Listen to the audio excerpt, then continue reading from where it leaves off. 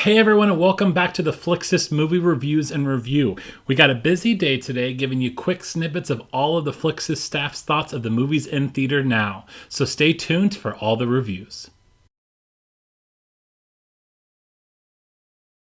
Hi everybody, and welcome back to the Flixist Movie Reviews and Review. My name is Nathan and I am your liaison into the staff of Flixist. So what we do on this segment is I go through the website and I summarize all of the reviews out there. Now we definitely want you to come check it out. We have a wonderful staff that has seen all the movies in theaters and given their thoughts in very long form going into details. But I haven't done this for a few weeks, so we're catching up on lost time. So I'm going through four movies that are in theaters now and letting you know what our staff thought.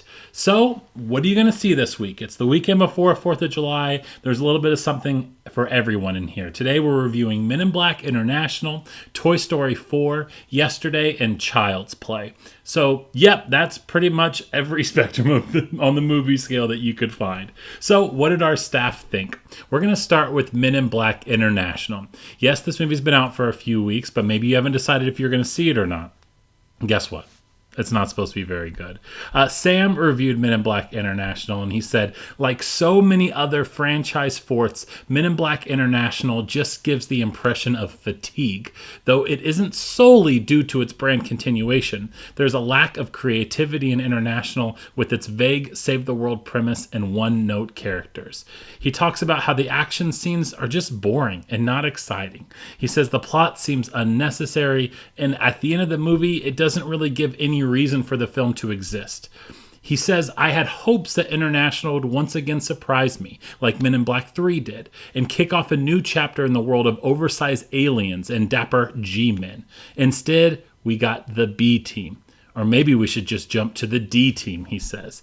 And so finally, Sam wraps up the review by giving it 4 out of 10.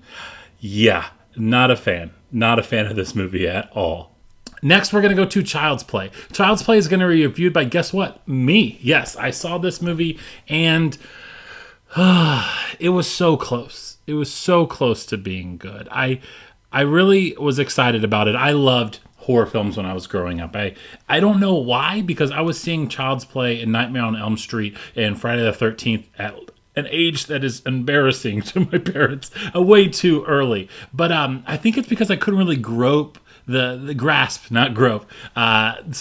I couldn't really grasp the idea of violence and like fear of death, and it just seemed kind of comical and playful. And that's why, and I think that's what these movies were going for. And this movie missed the chance to just fully embrace that. There are moments where it's very B movie, and it does go full comedy, and it does go ridiculous, but then it kind of falls back on trying to be something like what It was.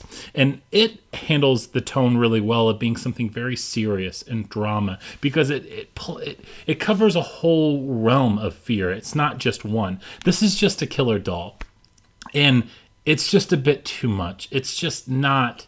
It doesn't need to be serious.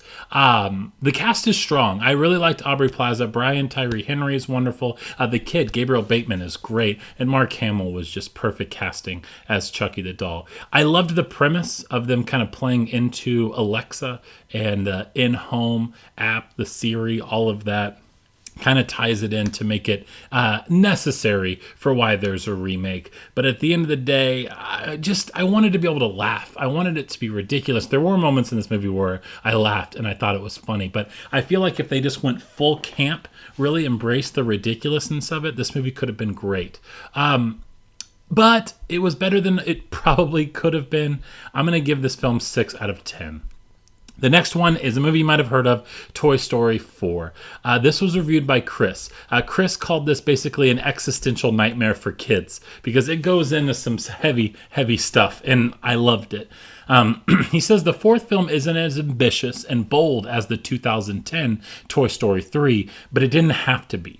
He calls it a fairly understated and low-key sequel. A bit of it is unexpected, considering that Toy Story really is Pixar's biggest title. He loved the comedy. He had a few problems with some of the characters that were in it. Kind of seemed unnecessary. The Key and Peele cameo is nice and funny, but they don't really contribute much to the plot. And he says that moments like this, it kind of becomes a little bit too busy. He calls it small and short and intimate, and that's what he loved. But he says the movie is incredibly effective. He says maybe 3 is the better movie from all of its spectacle, and 2 would be the ones and 2s would be the ones that he'd rewatch the most. But 4 proves that you can make someone feel even without all the spectacle, and for that, the film is special in its own way. And he gives it 8.5 out of 10. And now we're going to get into a movie that comes out this weekend, Yesterday. Yesterday was reviewed by Matt. This is the film that basically takes place at, it's a romantic comedy where the Beatles never existed, but only one person left in the planet remembers all the Beatles music, and so he basically kind of creates it himself. Matt was really excited, thought it could be a good plot and really good idea, but it really kind of fell short. He says that Yesterday's a film from Danny Boyle that you get the feeling that everyone making it felt that it was super original and creative. But aside from an inherently clever premise, it turns out to have been done before, to feel like it's been done before, and will be done again when the opportunity arises. Despite its auteur director and killer Beatles soundtrack, it turns out that Yesterday is just the same romantic comedy played out a million times before. He says that Yesterday could have been something special if it even tried to be something special. Instead, everyone involved seemed to think they could put forth half the effort since they have a soundtrack full of the greatest music ever made. It doesn't work like that, though, Matt says. If you've got great music, you need to make a great movie. And he gives it 5.5 out of 10. I got to get better on those 5.5s out of 10. So, okay, maybe there aren't great movies out in the theaters, but there's something for everyone.